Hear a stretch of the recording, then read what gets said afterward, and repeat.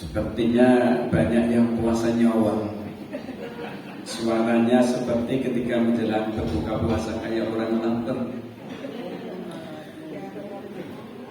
Ya Allah, Ya Rahman, Ya Rahim, yang jawab salam 2 kali ikhlas lahir batin, berilah usia yang panjang, selalu sehat lahir dan batin. Ya Allah, berikan urusannya mudah, rezekinya lancar dan berkah, keluarganya sakinah, keturunannya soleh-solehah, semuanya bisa ke Mekah Mukarramah, doanya ijabah. Yang tidak jawab salam karena sedang dahar senek, mudah-mudahan berkah dan menyehatkan. Yang diam saja karena ngantuk, mudah-mudahan sepanjang hidupnya tidak punya hutang. Monggo pilih sing putih. Alhamdulillahi Rabbil Alamin. Qalu subhanaka la ilma lana illa ma 'allamtana innaka antal alimul hakim. Asyhadu an la ilaha illallah wahdahu la syarika lah wa asyhadu anna Muhammadan abduhu wa rasuluh. Allahumma salli ala Muhammad wa ala ali sayyidina Muhammad. Yang saya hormati Bapak Mantri Pamong Praja, sahabat berjuang untuk Kedong Tengen yang luar biasa, yang pernah mengumpulkan takmir sekali undang masjidnya 22, yang datang 44 semuanya hadir. Satu-satunya di 14 kecamatan kota Yogyakarta. Biasanya kalau hadir itu takmirnya masjidnya ada 40, yang hadir 25 itu sudah paling bagus. Di Kedong Tengen dengan sahabat kita yang sangat mulia ini, sekali undang ketua, takmir, bendahara, sekretaris semuanya datang. Alhamdulillah, dalam rangka pencegahan COVID saat itu.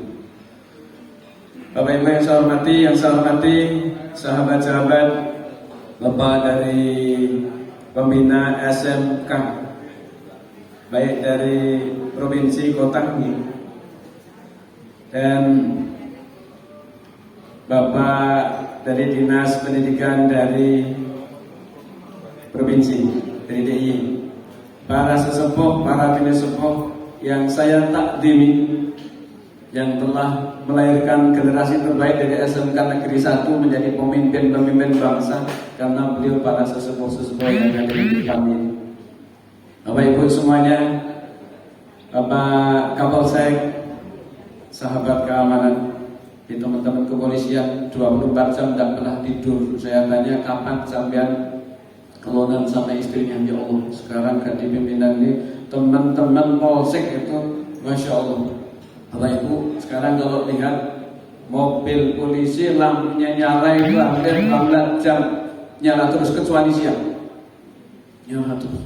Saya ngaji maghrib sudah nyala, jam 10 ya, setengah 3 masih nyala. Kadang-kadang teman-teman itu dari polsek itu kapan tidurnya itu, tapi ya gemuk-gemuk ya Alhamdulillah baik, tetap sehat.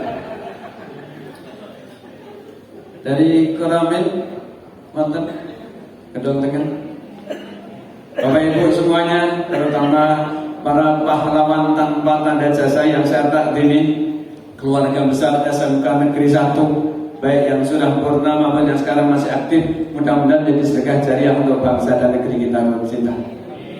Tidak akan pernah hilang. Al jazaa'ul ihsani ilal ihsan. Semua kebaikan akan tumbuh sebuah kemuliaan. Salawat dan salam semoga terlimpah kepada yang mulia baginda Rasulullah Muhammad sallallahu alaihi wasallam, sosok yang bisa diteladani, seorang pimpinan rumah tangga yang paling hebat sepanjang sejarah manusia, seorang pemimpin bangsa negeri terhebat 100 tokoh dunia, semua agama mengakui nomor satu adalah Muhammad SAW. Apapun agamanya, semuanya mengakui. Bukan profesor, tidak doktor, tapi gelarnya tidak tanggung-tanggung, Al-Amin. Satu-satunya gelar sejak manusia pertama Kanjeng Nabi Adam alaihissalam sampai yaumul kiamah, dari sekian triliun manusia yang dapat gelar Al-Amin hanya satu. Apa artinya Al-Amin? Orang yang bisa dipercaya, ucapan dan perbuatannya tidak satu pun bertentangan. Bapak Ibu yang Allah muliakan, pada kesempatan kali ini saya ingin sampaikan insyaallah 2 ayat yang tadi disampaikan oleh Pak Kepala Sekolah.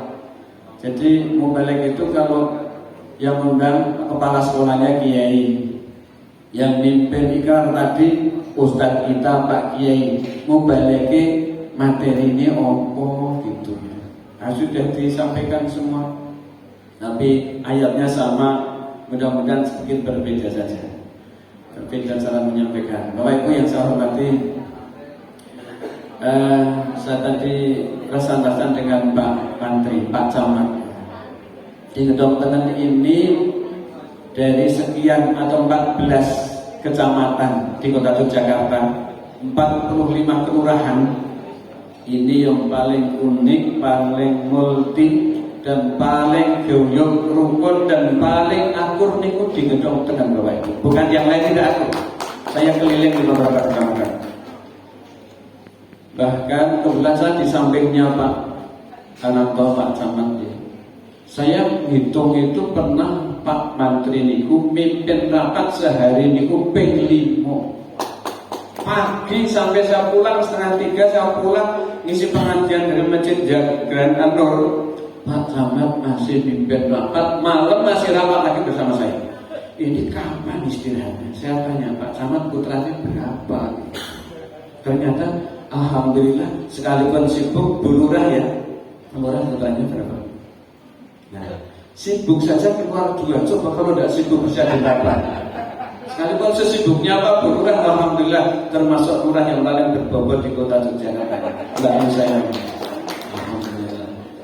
Baik Bapak Ibu, saya ingin sampaikan sedikit hikmah puasa atau hikmah Ramadan dari sisi sawaran yang tadi disampaikan oleh dosen kita, guru kita, kiai kita, Pak Kepala Sekolah kita juga, bahwa satu-satunya yang ada di dunia itu Indonesia itu pun yang paling banyak di Yogyakarta. Saya keliling ke Sumatera, ke Kalimantan, ke Sumatera Barat, ke Sulawesi, sampai ke Papua, tidak ada sawaran modelnya tadi. Yojo, Solo, itu luar biasa, budaya yang luar biasa betul. Bapak Ibu, tadi dibacakan ayat tanda-tanda orang yang puasanya berhasil, Ramadannya berhasil, pribadi-pribadi yang baik. Di ayatnya, A'udzubillahi minasyaitonirrajim. Wa atiullaha wa rasulahu la'allakum turhamun. Hendaklah kalian taat kepada Sang Pencipta.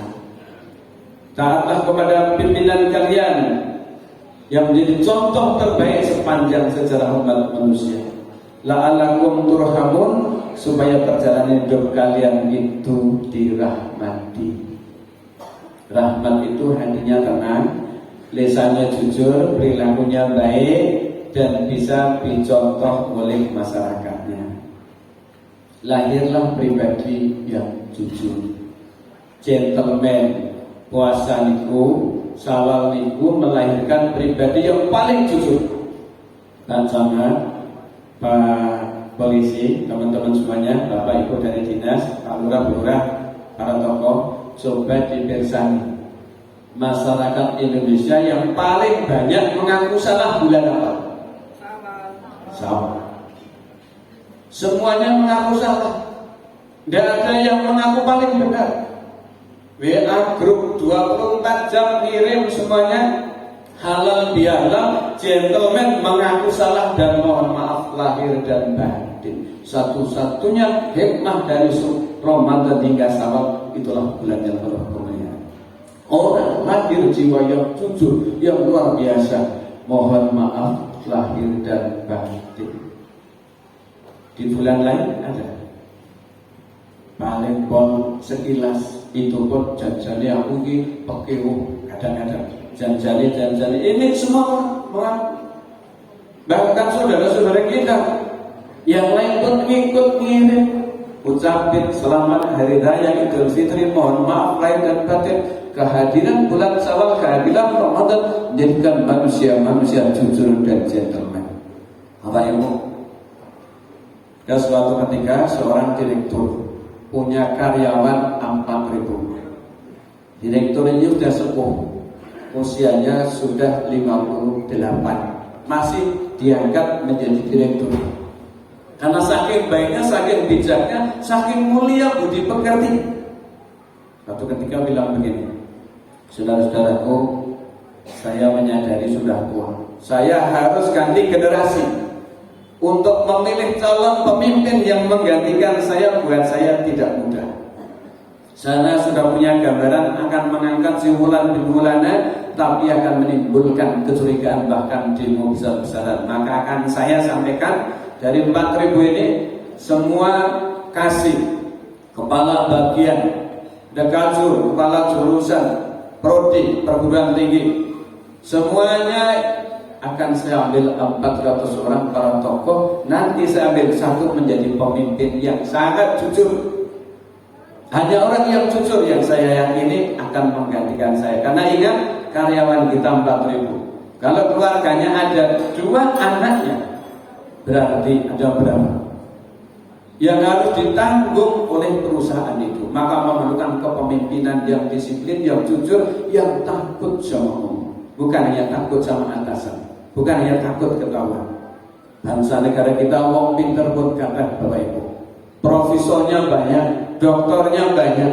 Saya sering diundang di perguruan tinggi, itu satu semester bisa memvisuda kira-kira 1.800 mulai dari D3 sampai tingkat doktor atau S3.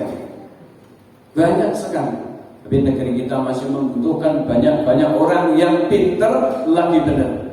Karena meminter ke wong bener, wis bener dipinter ke niku luwih gampang daripada membenarkan yang sudah telanjur pinter tapi tidak bener kelakuannya. Sudah pinter, terlanjur pinter, alhamdulillah. Tapi kalau kelakuannya tidak benar, ini yang membahayakan bangsa dan negara. Mudah-mudahan dari generasi SMK Negeri 1 Yogyakarta ini lahir pribadi-pribadi yang pinter, benar. Itulah pribadi yang soleh. Itulah tanaman Bapak Ibu semuanya untuk bangsa negeri kita tercinta. Nah, Pak Direktur tadi bilang gini, setelah saya seleksi yang lolos administrasi ada 400 orang. 400 orang ini nanti satu yang jadi pimpinan. Dulur-dulur, saya punya benih jagung. Jumlahnya ada 400. Silahkan benih jagung ini dibawa pulang. Tugas calon pemimpin bawa pulang, ditanam, taruh di pot boleh, di polybag boleh, di plastik boleh, tanah langsung boleh. Nanti 1,5 bulan kemudian panjenengan semuanya kumpul di aula presentase tentang bagaimana cara menanam, merawat sampai jagung ini besar.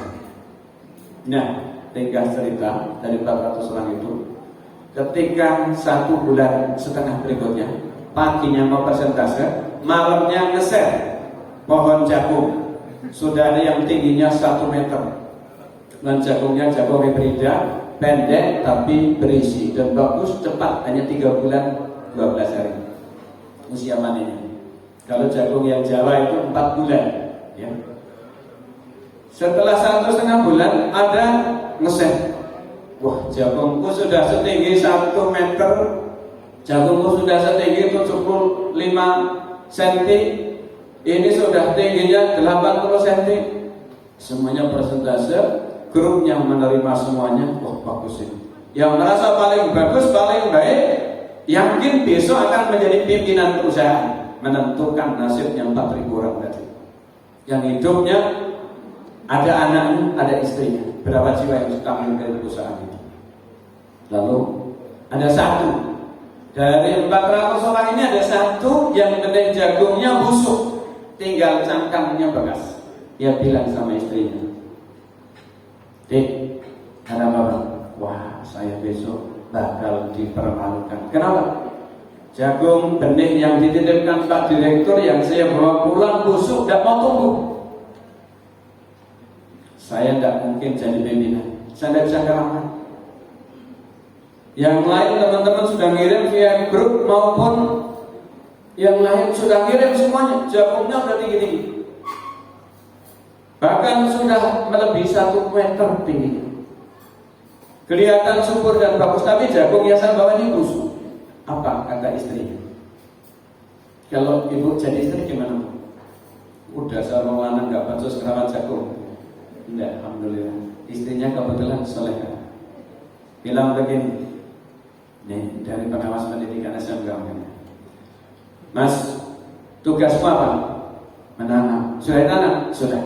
Perintah Pak Direktur apa? Menanam. Sudah melakukan? Sudah. Selesai tugasmu, Mas. Tugas apa lagi? Rawat. Sudah rawat? Sudah. Selesai tugasmu. Dan disiram? Sudah. Semakin kau siram, semakin busuk. Jika tidak kau siram, itu pun busuk dan mengering. Habis nanti. Tugasmu selesai, Mas. Yang menumbuhkan, menghidupkan, membesarkan sampai membuahkan bukan tugasmu, tapi tugas Gusti Allah. Jangan lebih memenangi Gusti Allah. Jangan tidak perlu khawatir. Alhamdulillah, senang dia dibesarkan istrinya. Tapi was-was juga. Nah, tinggal cerita. Siang harinya semua persentase. Ada yang sudah tinggi, ada yang ada buahnya, buah calon jagung. Mungkin sibuk pasti beli. Mungkin sibuk penggiwangan Gunung Kidul ke Sleman nyari benih jagung. Oleh Pak Direktur saudara-saudaraku, dari 400 yang bertugas menanam benih jagung, yang busuk 1. Yang lain tumbuh semuanya. Yang duduk tidak berani maju itu, yang buahnya, yang jagungnya, yang benihnya busuk, itu orangnya. Kalian tahu? Silakan semuanya dilihat. Orangnya di situ, duduk di situ, merasa minder karena benih jagungnya tidak tumbuh. Yang 400 kurang 1, semuanya tumbuh dengan baik sih kan ya, semuanya menghijau semuanya. Ingat saudara-saudaraku, yang 400 kurang 1 ini ternyata pembohong semuanya, pendusta semuanya. Yang jujur, yang busuk itu. Kenapa? Benih jagung sebelum saya bagi, saya rebus dulu. Mana mungkin jagung dari direbus bisa tumbuh? Dia jujur, yang ditanam yang dari sini. Yang lain ganti benih, ya enggak? Betul Pak, saya ganti benih. Coba ada enggak yang aku yang enggak pernah ganti? Hanya 1 yang tidak ganti, yang lain ganti benih jagung. Bahkan titip tempat temannya, ini pembohong-pembohong semuanya. Nyari orang jujur memang sangat susah. Semuanya berpenampilan casingnya bagus, tapi ternyata kalian tidak jujur. Yang jujur itu 1. Tanpa ditukar, tidak beli tempat lain. Apa yang diberikan oleh Pak Direktur, oleh Pak Kepala tadi, ditanam, disiram, ditunggu, ternyata tidak tumbuh. Ternyata malah membusuk, tapi dia tidak berusaha mencari gantinya karena dia jujur. Ternyata 1 yang jujur. Maka dialah yang pantas menjadi pemimpin. Sudah lama saya ingat, sudah lama saya berusaha untuk saya tampilkan jadi wakil saya, tapi banyak yang cemburu. Sekarang ini kalian tahu kan? Coba kalian 399 orang ini semuanya bohong semua, betul?